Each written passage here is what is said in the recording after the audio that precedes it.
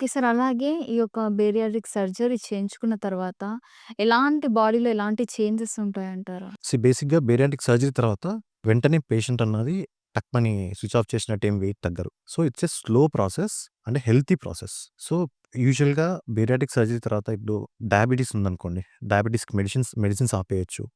Hyper tension ఉందనుకోండి. Hypertension medicines ఆపేయొచ్చు. దాంతో పాటి హైపర్ లిపిడిమియా, కొలెస్ట్రాల్ ఇవి ఎక్కువ ఉన్న వాళ్ళు కూడా మెడిసిన్స్ ఆపే ఛాన్సెస్ అప్ టు 70-90% వరకు ఉంటది. ఒకేళ తీసుకున్నా కూడా చాలా very low doses of medicines అవసరం ఉండొచ్చు ఫ్యూచర్‌లో. అది కూడా పోస్ట్ సర్జరీ వెంటనే కాదు. సో, ఇది ఎందువల్ల పాసిబుల్ అయితది అంటే ఈ డయాబెటిస్ రెమిషన్ అనేదొస్తది. ఈ డయాబెటిస్ రెమిషన్ దేనివల్ల వస్తదంటే again because of hormonal changes in the gut. ఈ హార్మోనల్ చేంజెస్ వల్ల మనకి ఇన్సులిన్ రెసిస్టెన్స్ అనేది పోతది. లైక్ ఇందాక నేను మెన్షన్ చేశాను కదా! జీఎల్‌పీ-1 అండ్ జీఐపీ.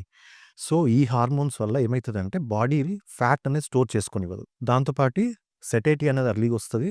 దానివల్ల మెటబాలిజం అనేది ఇంప్రూవ్ అయితది. ఇంప్రూవ్ అయిపోయి ఆటోమేటిక్‌గా నీ బాడీ అనేది ఫ్యాట్‌ని స్లోగా కరిగిస్తూ ఎనర్జీకి యూజ్ చేసుకుంటది. సో, ఆటోమేటిక్‌గా మన మెటబాలిజం పెరిగినప్పుడు ఈ ఫ్యాట్‌ని బాడీ అనేది ఎనర్జీగా యూజ్ చేసుకొని ఫ్యాట్ అనేది తగ్గిస్తది. మాక్సిమం తగ్గిచ్చేస్తది. మన తగ్గిస్తది. బాడీకి ఎంత ఫ్యాట్ కావాలో అంత మాత్రమే ఉంచుతది. సో, ఈ ప్రాసెస్‌లో ఏమైతది అంటే వాళ్ళు lose good amount of fat lose అయితది. మెంటల్‌గా they will be very happy. All the bariatric patients I have seen post surgery. ఇప్పటివరకు ఎవ్వరు గూడా సర్జరీకి ముందు they would ask me 100 questions. ఒక 100 క్వెషన్‌లు సార్ ఇది చేసుకోవచ్చా? ఇది చేసుకుంటే ఏమైతది? దీనివల్ల ఏం ఎఫెక్ట్స్ ఉంటాయి? పోస్ట్ సర్జరీ పేషెంట్ రివ్యూకొచ్చినప్పుడు చెప్పేదొకటే. Sir I am the happiest person now. ఎందుకంటే అన్ని రోజులు వాళ్ళ బాడీ బరువును భరించి ఒకటేసారి ఫ్రీల్ సోషల్‌గా, సోషల్‌గా అంటే లైక్ బయట అంటే వాళ్ళకిష్టమైన బట్టలేసుకోలేరు. వాళ్ళకు తినలేరు.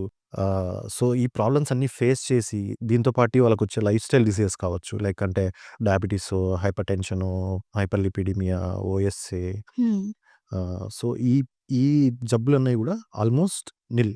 అట్‌లీస్ట్ 5 ఇయర్స్ మినిమమ్ రెమిషన్‌లోకెళ్తాయి. ఓకే.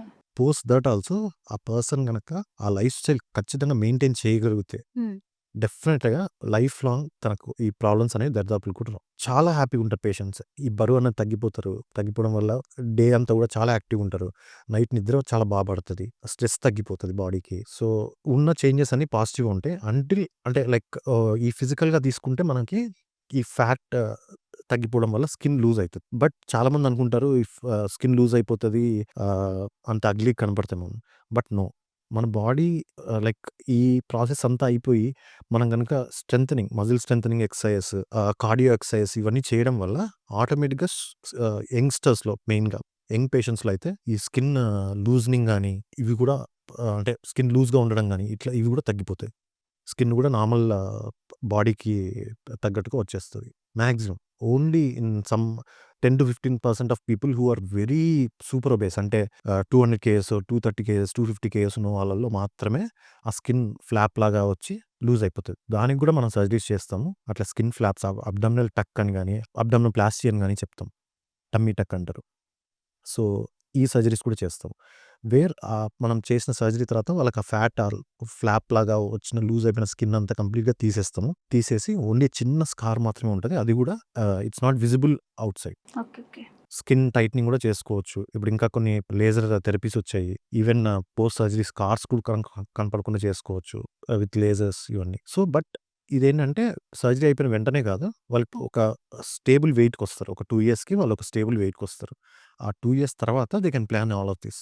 అప్పుడు కూడా we advise them to do some exercises. ఇవి చేయడం వల్ల ఈ హార్మోనల్ ఎఫెక్ట్ వల్ల స్కిన్ కూడా టైట్ అయ్యే ఛాన్సెస్ ఉంటది.